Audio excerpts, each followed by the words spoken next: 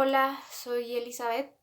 Hoy quise hablar sobre por qué existe pobreza en Colombia, las razones por las cuales existe tanta pobreza, tanta desigualdad, tanta inequidad, tanta guerra y cuáles son esas razones, porque a veces tenemos que mirar atrás para poder cambiar la realidad actual y hacer algo. Toda la pobreza en Latinoamérica empezó desde 1492 con la conquista, ya que allí se empezó a tratar a los indios como seres inferiores a los españoles que debían ser dominados, que deberían ser evangelizados y que debían de extraerse sus recursos, ya que realmente no eran personas para ellos.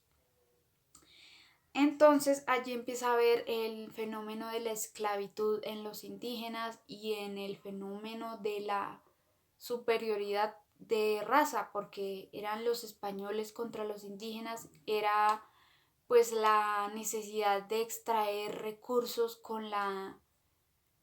prácticamente inocencia de los indígenas, y allí empieza la problemática que tenemos todos los que tenemos, nacimos en Latinoamérica. El segundo hecho importante en Colombia fue en 1819, más o menos en la época de la independencia, que realmente no fue independencia, ya que después de muchas generaciones los españoles que llegaron a Colombia y que que nacieron en Colombia y que algunos tenían ya raíces indígenas también, que eran criollos, se llamaban. Estos empiezan a realizar una falsa independencia, ya que en esa época, estábamos en 1819, estábamos en el siglo XIX, al ya estar en una época de la ilustración en la que ya se empieza a pensar en cómo aplicar la tecnología y la ciencia en los procesos y en, en general en la política. Los españoles quieren implementar eso aquí en Colombia y los criollos no lo permiten porque están asociados con la iglesia y quieren como apoderarse, digamos, de esos beneficios y ese poder que tenían los españoles. Entonces allí empieza a suceder el tema de la independencia, que realmente es una falsa independencia, ya que los que realizaron esta independencia eran criollos, eran españoles también, y lo que querían era seguir manteniendo sus privilegios, pero con la condición de que los españoles ya no estarían sobre ellos, sino ellos sobre los indígenas y sobre los mestizos. En aquella época, los en aquella época los indígenas también son esclavizados, son tenidos en poco por los criollos, y allí empieza a generarse guerras, a, a generarse todo tipo de racismo, porque allí empiezan a verse el tema de las castas, incluso criollos como Francisco José de Caldas hacen un ensayo, una propuesta en la que dicen que eh, todas las personas que viven en las partes más bajas de los pisos térmicos de Colombia, o sea, por ejemplo, en sitios que estén sobre el nivel del mar, son personas que no tienen moral, no tienen cultura, no tienen progreso, no va a haber ningún progreso de esas personas, y empieza a hablarse de la pureza de la raza. Y muchas personas, si eras mujer y querías ser monja, tenías que demostrar que tenías descendientes o conocidos o algo que tuviera que ver con criollos, con raza, con descendientes españoles y, y era la única manera de que podías tener propiedades en aquella época. En el siglo XX ya empieza a verse otro fenómeno por la Primera y la Segunda Guerra Mundial, el tema de la superioridad de la raza, y empieza a existir como una, no sé, diría que una moda de pensar que solo los blancos podían progresar, solo personas blancas tenían la inteligencia y la capacidad de hacer que un país avanzara. Entonces en Latinoamérica se empieza a implementar el blanqueamiento racial, que era una política de Estado en la que se recibían inmigrantes, muchos huían de la guerra en sus países y eran recibidos en Colombia con hectáreas de tierra, con muchos esclavos, que hasta la fecha creo que existen los esclavos en Colombia. Y estos venían a ser como terratenientes, estos extranjeros venían a ser terratenientes de esos terrenos, y los indígenas pues cada vez se veían más lejos de tener como una propiedad que anteriormente fue suya y que ahora estaba siendo dada, que ahora el gobierno, la autoridad estaba regalando sus tierras a extranjeros con la condición de que se reprodujeran acá, se nacionalizaran y sacaran el país adelante. Esto lo que creó fue guerrillas, porque al haber tanta injusticia, las comunidades y las comunidades más pobres de Colombia, como los campesinos, los indígenas, empezaron a organizarse y a pelear por sus derechos y a muchas veces a dejarse llevar por el odio y el resentimiento hacia la injusticia, y empezaron a formar grupos como de tipo guerrillero, subversivo, y los terratenientes empezaron a crear grupos también eh, guerri guerrilleros, no sino antiguerrilla, para matar a estos guerrilleros, y en esta pelea morían personas inocentes por ideales políticos absurdos y haciendo que se desangrara año con año el país. Y en conclusión, en este periodo del siglo XX se generó que casi toda la población colombiana empezara con un bipartidismo y una ideología extrema, extrema derecha, extrema izquierda, debido pues a esta injusticia que ocurrió con los indígenas y con los mestizos y con las demás comunidades que han sido sometidas. En conclusión, y la consecuencia mejor de este blanqueamiento racial, son los descendientes de inmigrantes, son actualmente, eh, diría que dueños de extensiones vastas de tierra de Colombia. Son en su mayoría empresarios que tienen en su poder miles y miles de territorios, incluso de ciudades, de regiones enteras, y los indígenas son dueños de minifundios, de sitios baldíos, terrenos baldíos que no les funcionan para extraer y para producir, y poder llegar a competir eh,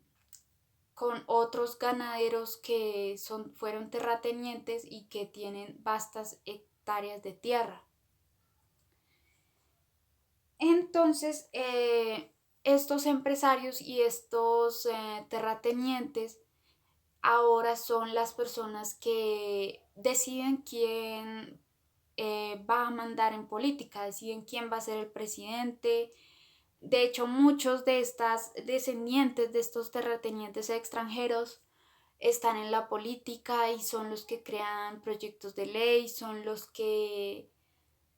impiden que de alguna manera los indígenas puedan acceder a lo que primigeniamente fue de ellos. Entonces esto hace que exista un odio entre clases sociales aquí en Colombia. Están los que tienen dinero y los que no tienen dinero y se odian mutuamente y hay como total división en la política colombiana. Existe extrema derecha, extrema izquierda también, y esto hace que el país realmente se estanque más. Otra consecuencia de este blanqueamiento racial es que los campesinos que quedaron con tierras mínimas que no les sirven para avanzar, al no ver oportunidades en el campo y al ver que en la ciudad pueden llegar a cumplir sus metas, van a las ciudades y allí se encuentran con que todos se vinieron para acá y están alrededor en las periferias de Bogotá, viviendo todo tipo de injusticia social, de descomposición social, de enfermedades, de todo tipo de choques culturales con la ciudad y mucha miseria. Incluso los indígenas que quedaron pues con muy pocas tierras y que incluso ni tierras tienen, se vinieron a la ciudad a pedir. Es muy normal que pases por el centro y veas a indiecitas pequeñitas de, no sé, del Cauca, pidiendo, bailando en las calles, con los niños en el suelo y sin zapatos. El campo, al venirse todas estas personas para los cinturones de Bogotá, para las periferias, quedó en el abandono. Y en el campo es común ver que existen guerrillas que son las que mandan en los territorios, en las que ejercen la ley, son la ley y el que esté en contra de ellos muere. Y también están los paramilitares que son muchas veces contratados como antiguerrilla por dueños de tierras, eh, para eliminar a los guerrilleros, y los campesinos quedan pues en medio de este tipo de conflicto. Y en conclusión, la ciudad de Bogotá es una ciudad donde se pueden ver extrema pobreza, extrema riqueza, y donde existe discriminación social, desigualdad, bipartidismo, violación de derechos humanos. Todo tipo de cosas se pueden ver en la ciudad de Bogotá. Las causas incluso de la drogadicción, de la prostitución, de toda la parte fea, digamos, de una sociedad, es por este tipo de injusticias. En conclusión, no quiero sonar como una persona que se está quejando, que está diciendo, mire, pasó esto, esto, esto, lamentémonos por esto. No, eso no es lo que quiero. Lo que quiero es decir que tenemos que hablar de estos temas, que tenemos que socializar estos temas en YouTube, que tenemos que discutirlo, que tenemos que hacer ver que que esto tiene que cambiar y que no tiene que ser algo que conozcamos y que digamos, ah, sí, qué injusto y ya tenemos que seguir adelante. No, tenemos que con nuestro voto, a través de partidos políticos que creemos, por medio de toda esa participación política que tenemos y que se ha logrado a través de los años, que cambiemos esta realidad, que aboguemos por los derechos de los indígenas, porque todos tenemos su sangre, también tenemos sangre de los que conquistaron estas tierras, pero que debemos luchar por la justicia y por la justicia de que estos indígenas tengan sus tierras y de que no se siga distribuyendo la tierra y la riqueza de una manera tan inequitativa. Si bien es cierto, el capitalismo es muy positivo para la tecnología, también tenemos que hacer que esa misma tecnología y ese mismo libre mercado haga que los indígenas también tengan derecho y los campesinos y la gente de las periferias de las ciudades tengan derecho a una vida digna, a salir de la pobreza, a tener asistencia social y de salud, digamos que básicas para poder seguir adelante con su vida y poder eh, eliminar la desigualdad y la inequidad en este país y en toda Latinoamérica. Gracias por ver este video. Sé que es un poco aburrido a veces escuchar estos temas que ya pues muchos conocemos, pero que a veces nos indignamos, pero solo queda en indignación. Pero los invito a que hagamos algo, a que nos unamos, a que hablemos de estos temas, a que se vuelvan pues la moda. No puede ser que la moda sea, no sé, cualquier cosa, cualquier reto de internet y esas cosas, que el reto sea cambiar la realidad. Gracias y nos vemos en otro video. Chao.